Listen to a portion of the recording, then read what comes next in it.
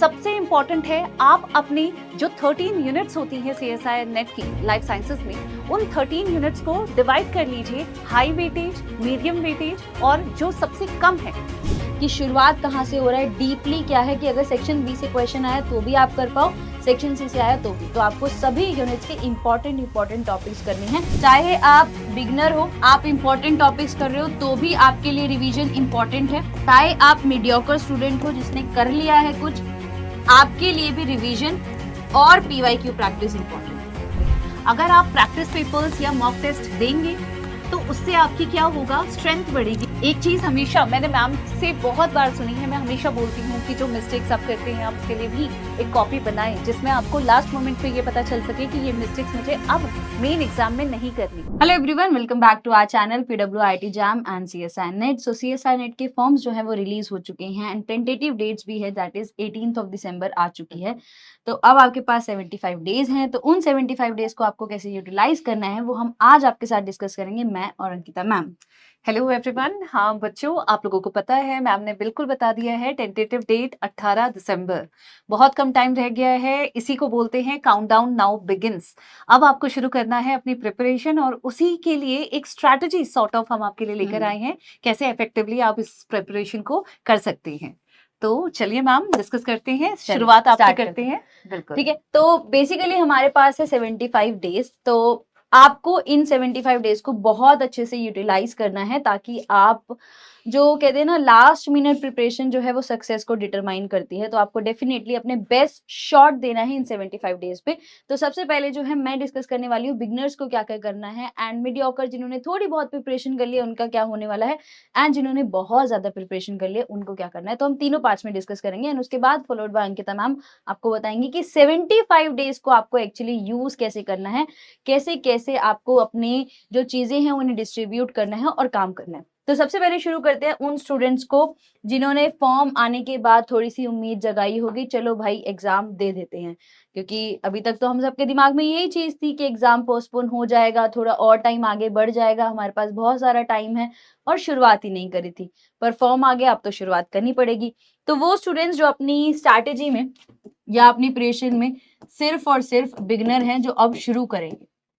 देखो, आपके पास सिंपल सा केस है, आपके पास सिर्फ और सिर्फ एक लौता तरीका है स्मार्ट वर्क का। क्योंकि आपके पास टाइम नहीं है हार्ड वर्क का, तो आप करेंगे स्मार्ट वर्क। स्मार्ट वर्क आपको क्या करना है, आपको दो चीजें करनी है। आपको सभी यूनिट्स के ऑल 13 यूनिट्स, कोई मिस आउट नहीं हो सकती। जैसे पैटर्न जो है वो चेंज हो रहा है, तो अब हर यूनिट से इक्वल डिस्ट्रीब्यूशन होता है, हर यूनिट से बराबर क्वेश्चंस आते हैं। तो सभी यूनिट्स के इंपॉर्टेंट टॉपिक्स करने हैं, सभी यूनिट से इंपॉर्टेंट टॉपिक्स कर लीजिए आप। इंपॉर्टेंट टॉपिक क्या होते हैं, ऐसे टॉपिक जो हर साल पूछे जाते हैं, दैट इज रिपीटेटिव टॉपिक्स। जो टॉपिक्स हर साल पूछे जाते हैं, दैट आर इंपॉर्टेंट टॉपिक्स। तो आप उन रिपीटेटिव टॉपिक्स को पढ़िए, क्लियर करिए। अब उनके कॉन्सेप्ट आपको A to Z आने चाहिए कि शुरुआत कहां से हो रहा है, डीपली क्या है कि अगर सेक्शन बी से क्वेश्चन आया तो भी आप कर पाओ, सेक्शन सी से आया तो भी। तो आपको सभी यूनिट्स के इंपॉर्टेंट टॉपिक्स करने हैं, that is a smart strategy and PYQ practice. ये तो आप छोड़ ही नहीं सकते हैं, बिना PYQ प्रैक्टिस के काम नहीं चलेगा। क्योंकि एक्चुअली PYQ प्रैक्टिस करके भी आपको पता चलेगा कि टॉपिक इंपॉर्टेंट है, हर साल आ रहा है। तो इन दो चीजों को फॉलो कीजिए और बिगनर्स जो है उम्मीद है कि थोड़ा बेटर कर पाएंगे या कर ही लेंगे। ठीक है, स्मार्ट स्ट्रैटेजी वर्क्स एवरीवेयर। उसके बाद कुछ स्टूडेंट्स जो अपनी प्रिपरेशन में मीडियोकर हैं, जिन्होंने कुछ कुछ कर लिया है, मतलब आपके लिए ये था कि हार्डवर्क वाला टाइम जो है वो आपने कर लिया है, अब आपका हार्डवर्क हो गया। तो आपके लिए इंपॉर्टेंट पार्ट क्या है, आपके लिए सबसे इंपॉर्टेंट पार्ट है, सबसे पहले आप चेक कीजिए क्या आपने इंपॉर्टेंट यूनिट सारी कर ली हैं, क्या आपकी सारी की सारी इंपॉर्टेंट यूनिट्स हो चुकी हैं। अब इंपॉर्टेंट यूनिट्स में क्या है, सबसे इंपॉर्टेंट यूनिट्स में आती हैं आपकी biochemistry, mol bio,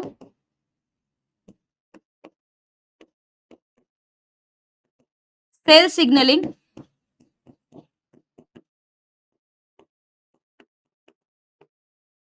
cell biology and techniques. क्योंकि अगर ये 5 यूनिट्स नहीं हुई तो आगे की यूनिट्स भी नहीं होंगी। पहले पहले तो सबसे पहले ये चेक करो क्या ये 5 यूनिट्स हो चुकी हैं। अगर ये 5 यूनिट्स हो चुकी हैं, अगर इनमें से एक भी यूनिट बची है, पहले उन यूनिट को कंप्लीट करो। 5 यूनिट्स ये हो जाएंगी, उसके बाद जो बची हुई यूनिट्स हैं, जो बच गई हैं यूनिट्स, उनके इंपॉर्टेंट टॉपिक्स करने हैं, उनके करने हैं इंपॉर्टेंट टॉपिक्स। एंड देखो, चाहे आप बिगनर हो, आप इंपॉर्टेंट टॉपिक्स कर रहे हो तो भी आपके लिए रिवीजन इंपॉर्टेंट है। चाहे आप मीडियोकर स्टूडेंट हो जिसने कर लिया है कुछ, आपके लिए भी रिवीजन और पीवाईक्यू प्रैक्टिस इंपॉर्टेंट है, क्योंकि आप कुछ तो कर चुके हो। ऐसा नहीं है कि आप ब्लैंक हो, आप कुछ तो कर चुके हो, तो बेटर है कि जो कुछ किया है उसे और बेटर करो। पहले इन 5 यूनिट्स को कंप्लीट करो, उसके बाद जो बची हुई यूनिट्स है उनसे इंपॉर्टेंट टॉपिक्स करो। रिवीजन सबसे ज्यादा, बार बार रिवाइज करो और पीवाईक्यू प्रैक्टिस करो।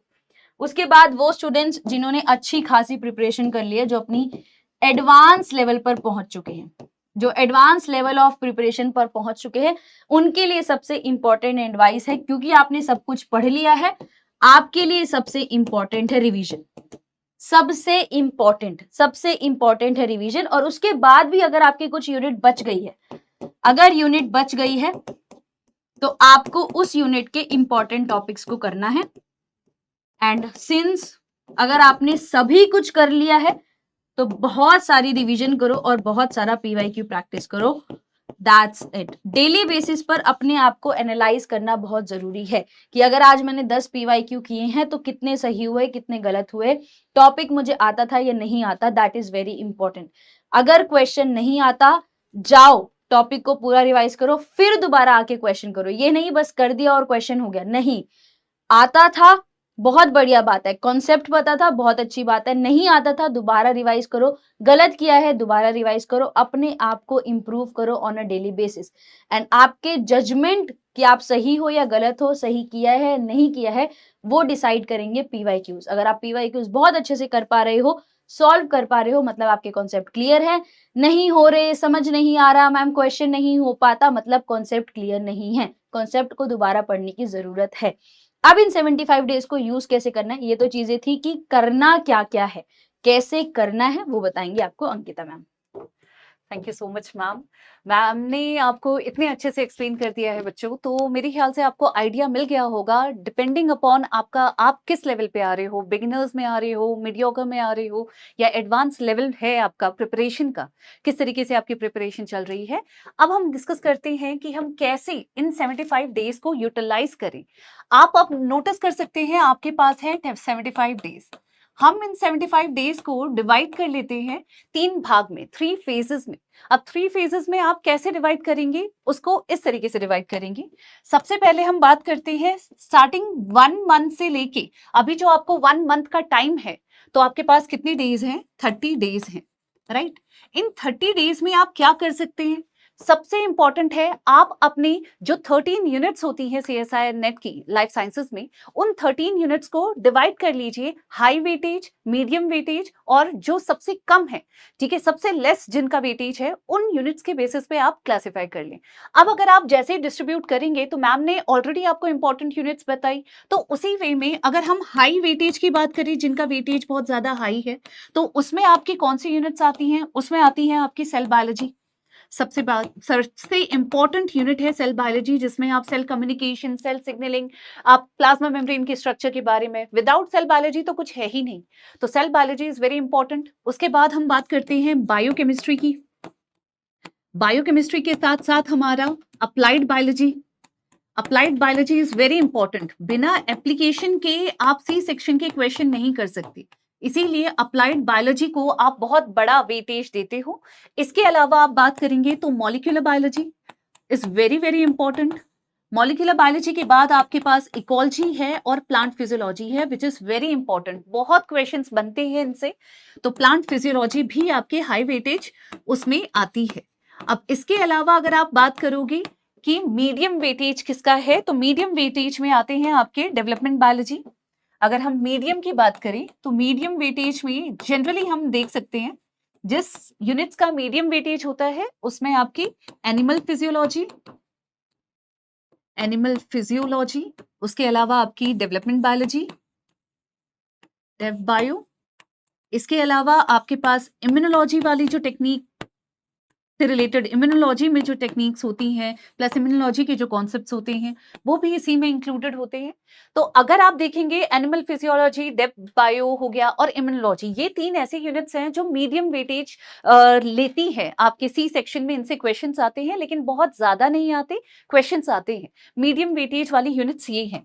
इसके अलावा अगर हम और बात करें जिसका सबसे लीस्ट वेटेज होता है, सबसे लेस वेटेज वाली अगर आप देखेंगे तो उसमें डाइवर्सिटी, जो आपकी डाइवर्सिटी ऑफ लाइफ वाला है, वो यूनिट सबसे ज्यादा इसके अंदर इंक्लूडेड होती है। ये वो है इंपॉर्टेंट यूनिट्स बच्चों जिसको ज्यादा वेटेज नहीं होता, लेकिन इसका मतलब ये नहीं है, मैम ने क्लियरली आपको बोला, आप इसको डिनाई, आप सोचो कि अरे इससे तो कम वेटेज वाली यूनिट है तो हम इसको छोड़ के चले जाएं। You never know, CSIR unpredictable है, कोई भी चीज आपकी कभी भी चेंज हो सकती है, पैटर्न इतना चेंज हो रहा है। तो आपको केयरफुल क्या रहना है, मैम ने जो चीज आपको बताई कि आप कोर कॉन्सेप्ट को देख लो। अगर आप ऐसे टॉपिक्स को रिवाइज नहीं कर सकते, आप क्वेश्चन प्रैक्टिस इतनी कर लो, उनसे रिलेटेड आपको आइडिया आ जाए कि डाइवर्सिटी वाली से क्वेश्चंस कैसे पूछे जाते हैं। तो इससे आपको ना ये यूनिट आप छोड़ोगे भी नहीं, प्लस इंपॉर्टेंट टॉपिक्स भी इसके कर लोगे। तो ये बेनिफिशियल होगा आपके लिए अगर आप इस तरीके की स्ट्रैटेजी अपनाएंगे। ये तो हो गया हमारा फर्स्ट चीज जो हम 1 से 30 दिन में करने वाले हैं। हमने डिवाइड कर ली अपनी हाई वेटेज, मीडियम वेटेज और लीस्ट जिसका वेटेज है उन यूनिट्स को। अब आपको स्टार्ट क्या करना है, अब आपको स्टार्ट करना है प्रिपरेशन करना। और प्रिपरेशन कैसे करोगे, आप सबसे पहले कोर सब्जेक्ट जो है आपका उसको अच्छे से उसकी अंडरस्टैंडिंग को बढ़ाओ। ठीक है, कोर सब्जेक्ट को आपको पढ़ना है। थ्योरी, इट मींस आपको थ्योरी को समझ के मेमोराइज करना है। आप बिना मेमोराइज किए एग्जाम के टाइम पे आपको ऐसा लगेगा कि अच्छा ये 2 ऑप्शंस हैं, 2 ऑप्शंस में से करेक्ट कौन सा है। क्योंकि क्या होता है उस टाइम पे आपने जो भी थ्योरी अगर आपने समझ के याद किया है तो आप कॉन्सेप्ट वैसा लगाना भूल जाओगे, लेकिन आपको उसका कोर जो है वो कभी नहीं भूलोगे। तो इसीलिए रटना नहीं है, कॉन्सेप्ट समझ के मेमोराइज करना है। अगर आपने कोर थ्योरी को अच्छे से समझ लिया, फिर आपके सामने कोई भी क्वेश्चन होगा, आपका दिमाग एकदम से खुद से स्ट्राइक करेगा, ये कॉन्सेप्ट तो सेल बायोलॉजी का है, इसको मॉल बायो से रिलेट करना है या फिर इसको अप्लाइड से कैसे रिलेट करना है, इस तरीके से आता है। तो मेन आपका ये जो 1 महीना होना चाहिए, वो जितने आपने इंपॉर्टेंट अपने सेग्रीगेट किए हैं टॉपिक्स को, उनको मेमोराइज करने में आपको लगाना है। मीनवाइल ये करते करते आप क्या करेंगे, लगभग मैं आपको आवर्स में कैसे डिवाइड करेंगे, 2 घंटे आप क्या करें, आप 2 घंटे मेमोराइज करें, थ्योरी पे ध्यान दें, थ्योरी को याद करने के ऊपर ध्यान दें। फिर नेक्स्ट 2 आवर्स आप क्या करेंगे, नेक्स्ट 2 आवर्स आप पीवाईक्यूज, जो भी आपने टॉपिक पढ़ा है उससे रिलेटेड पीवाईक्यूज को सॉल्व करना ही करना है। कैसे आपको पता चलेगा जो आप पढ़ रहे हैं क्या आपको उसका कॉन्सेप्ट लगाना आ रहा है या नहीं। तो पीवाईक्यू करना, टॉपिक पहले लर्न करो, मेमोराइज करो, समझ के करना है सब कुछ, और फिर आपको पीवाईक्यूज सॉल्व करने हैं। जब आपके पीवाईक्यूज आपको लगता है सॉल्व हो गए, तो तीसरी स्ट्रैटेजी क्या है, आप नेक्स्ट 2 आवर्स को डिवाइड करो शॉर्ट नोट्स। उन्हीं कॉन्सेप्ट में से आप किससे छोटे छोटे नोट्स बना सकते हो, जिससे लास्ट मोमेंट अगर आप सिर्फ एक बार क्विकली उसको गो थ्रू भी करोगे ना, तो आपको एकदम से पूरा कॉन्सेप्ट ही रिवाइज हो जाएगा। उसके लिए आप निमोनिक्स बनाओ, आप शॉर्ट नोट्स बनाओ, वो काम आप कर सकते हो, अलॉन्ग विथ ये ध्यान देने के कि कितना टाइम आप डिवोट कर सकते हो क्वेश्चन सॉल्व करने की। तो आप शॉर्ट नोट्स बना सकते हो, अपने लिए शॉर्ट फॉर्म्स बना सकते हो, फ्लो चार्ट के फॉर्म में क्विक नोट्स बना सकते हो। तो ये काम आप कर सकते हो। इससे क्या होगा, जो कोर कॉन्सेप्ट आपने स्टार्टिंग में उस दिन में रिवाइज किया है, उसी को आप शॉर्ट फॉर्म में क्विकली रिवाइज करने के लिए अपनी एक स्ट्रैटेजी बना रहे हो, राइट, ये नोट्स बना रहे हो। तो ये तो हो गई आपकी 1 से 30, 1 महीने में अब आपको करना क्या है। इंपॉर्टेंट मैम ने क्या कहा बच्चों, हार्ड वर्क, जिन्होंने जिस लेवल पे आप हो उसके हिसाब से आपने हार्ड वर्क भी कर लिया, अब स्मार्ट वर्क करने की जरूरत है, बहुत कम टाइम रह गया है। उसके हिसाब से आप ऑलरेडी कोर सब्जेक्ट्स को थ्योरी उनकी आपकी मजबूत होगी, तो उसको रिवाइज करने में ध्यान दीजिए। और पीवाईक्यूज, अगेन सब कुछ डिपेंडेंट होता है पीवाईक्यू पे, पीवाईक्यू पे आपको बहुत ध्यान देना है। इसके बाद अगर हम मूव ऑन करें, नेक्स्ट हमारे पास अब क्या है, अब 31 डेज से लेके हमारे पास 55 डेज तक का रिमेनिंग जो ये इतने दिन हैं, इनके जो छोटे, अब कम हो गए आपके दिन, हमारे पास सिर्फ 2.5 महीना बचा हुआ है, राइट।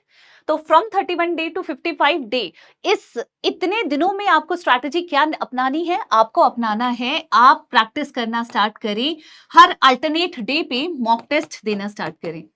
हर अल्टरनेट डे पे आप क्या प्रैक्टिस कर सकते हैं, मॉक पेपर्स देना स्टार्ट कर सकते हैं, मॉक टेस्ट देना स्टार्ट कर सकते हैं। आप जितना, क्योंकि जब आप कोर कॉन्सेप्ट समझ चुके हैं, आपने रिवाइज भी कर लिया है, आपके पास नोट्स भी है, तो अब आपके लिए पूरा पूरा टाइम किसको आपको डिवोट करना है, मॉक टेस्ट देने पे। जितने प्रैक्टिस पेपर्स हो सकते हैं उतने सॉल्व करें। अगर आप प्रैक्टिस पेपर्स या मॉक टेस्ट देंगे तो उससे आपकी क्या होगा, स्ट्रेंथ बढ़ेगी, जो आपका दिमाग है लगना स्टार्ट हो जाएगा। कनेक्ट कैसे एक टॉपिक को दूसरे टॉपिक से करते हैं वो आप सीख जाएंगे। सेकंड, मैम ने कहा था और वो मैं भी कह रही हूं बच्चों, एनालाइज योर मिस्टेक्स। जरूरी नहीं है मॉक टेस्ट, बहुत सारे बच्चे डिसहार्टेंड हो जाते हैं, मॉक टेस्ट में मार्क्स नहीं आ रहे मैम, 100 में से 40 नंबर आ रहे हैं, 50 नंबर आ रहे हैं, इतना हमने पढ़ लिया है, थ्योरी पूरी याद रहती है, कॉन्सेप्ट नहीं लग पा रहा है, क्वेश्चंस गलत हो रहे हैं। वो क्यों हो रहे हैं? क्योंकि सबसे बड़ी चीज क्या है, सबसे बड़ी चीज है लैकिंग। आपका जो एनालाइज करना होता है ना कि हमने क्या गलती की, आपने क्वेश्चन को समझा कैसे, क्वेश्चन पूछ क्या रहा था, आप समझ क्या रहे थे, दैट्स व्हाई ऑप्शन गलत हुआ। अगर आप क्वेश्चन ही समझ जाते तो ऑप्शन आपको इमीडिएटली आप कनेक्ट करते और आप आंसर करेक्ट मार्क करते। तो इसीलिए it is very very important to analyze your mistake. आप एनालाइज करें मिस्टेक्स को, उसके लिए एक कॉपी बनाएं। एक चीज हमेशा मैंने मैम से बहुत बार सुनी है, मैं हमेशा बोलती हूँ कि जो मिस्टेक्स आप करते हैं आप उसके लिए भी एक कॉपी बनाएं, जिसमें आपको लास्ट मोमेंट पे ये पता चल सके कि ये मिस्टेक्स मुझे अब मेन एग्जाम में नहीं करनी। तो वो ही चीज है, इसको करने से जब आप मॉक पेपर देते हैं, प्रैक्टिस टेस्ट देते हैं, तो आपको अपनी गलतियां पता चलती है, मैंने किस टॉपिक को समझने में, किस क्वेश्चन को समझने में क्या गलती की है, वो मुझे रिपीट नहीं करनी। तो उसको जब आप एनालाइज करोगे, उसके नोट्स, उसको भी नोट कॉपी में, जो भी आपकी नोटबुक है उसमें नोट करें कि ये अवॉइड करनी है, ये सिली मिस्टेक मुझे नहीं करनी।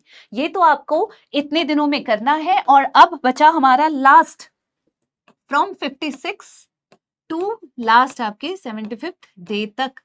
इस लास्ट फेज में आपको क्या करना है, this is your third phase, preparation का थर्ड फेज है। अब आपको परफॉर्म करने हैं फुल लेंथ मॉक टेस्ट। हर दिन आप फुल लेंथ मॉक टेस्ट या फिर प्रैक्टिस पेपर्स को करेंगे। और क्या रिवाइज करेंगे, अब आपको कोई चीज के पीछे नहीं जाना, वो कोर सब्जेक्ट के पीछे नहीं जाना। अब आपको पढ़ना है, क्योंकि आप इतने पेपर्स करने, इतनी प्रैक्टिस करने के बाद इतना तो समझ गए कि आपके वीक टॉपिक्स क्या हैं, कौन से वीक टॉपिक्स हैं अभी भी जिनको आपको रिवाइज करना है। क्योंकि जो स्ट्रॉन्ग थे वो तो आप ऑलरेडी इतनी बार कर चुके हो कि वो इतने ज्यादा पक्के हो गए हैं कि अब आपको उन कॉन्सेप्ट्स को लगाने में कोई प्रॉब्लम नहीं होगी। लेकिन इतने प्रैक्टिस करने के बाद भी आपको इतना समझ में आ गया है कि मैं फंस कहाँ रहा हूँ, कौन से क्वेश्चन ऐसा है, कौन सा टॉपिक ऐसा है जिसमें अभी भी गलती हो रही है, वो है आपके वीक टॉपिक्स। उनको पहचाने, उनको पहचान के उनको रिवाइज करने पे ज्यादा ध्यान देना है आपको, और केवल प्रैक्टिस करनी है।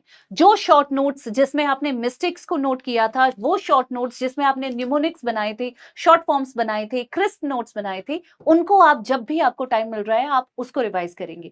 तो अल्टीमेटली जब आपका वो दिन आएगा जिस दिन आपको एग्जाम देना है, तो उस दिन आपको सिर्फ एक ही चीज सोचनी है कि हाँ, मैंने बहुत स्ट्रैटेजिकली पढ़ा है, स्मार्टली पढ़ा है, तो कोशिश ये कर सकता हूं कि पेपर मेरा अच्छा ही जाएगा। पॉजिटिव माइंडसेट होना और हेल्दी रहना, आपको इस पे भी मेन फोकस रखना है। प्रैक्टिस करते करते इतना स्ट्रेस ले लिया कि एग्जाम के दिन बीमार हो गए, वो बिल्कुल भी अफोर्डेबल नहीं है। अब मैम को भी बुला लेते हैं, मैम भी कुछ आपके साथ शेयर करेंगी, राइट ना मैम, की प्रैक्टिस करते करते ही इतना बीमार हो जाओगी। इस वो नहीं पूरे करना। टाइम पे अपनी physical, mental, Exactly. Emotional her form of health पर ध्यान रखना है। ऐसा मतलब मेरे साथ हुआ था जब मैंने अटेम्प्ट दिया था कि मैं सो ही नहीं पाई थी। मेरे को पूरी रात नहीं सोई थी, मैं एग्जाम में सो रही थी लिटरली। होता है बट बाद वो में। हो गया था क्वालिफाई, तो ठीक है। बट ये चीजें ध्यान रखनी, क्योंकि उस टाइम पे ना आपका दिमाग नहीं चलता। बिल्कुल मैम। अगर आप एक्टिव नहीं हो, हाँ ऑब्वियसली ये बहुत होता है कि नींद नहीं आएगी, जब आपने इतनी सारी पढ़ाई की होती है तो लास्ट दिन नींद नहीं आती। बट कोशिश करना कि एग्जाम जब आने वाला है तो इससे 1-2 दिन पहले लेट इट बी, या एक दिन का तो ब्रेक ले ही लेना।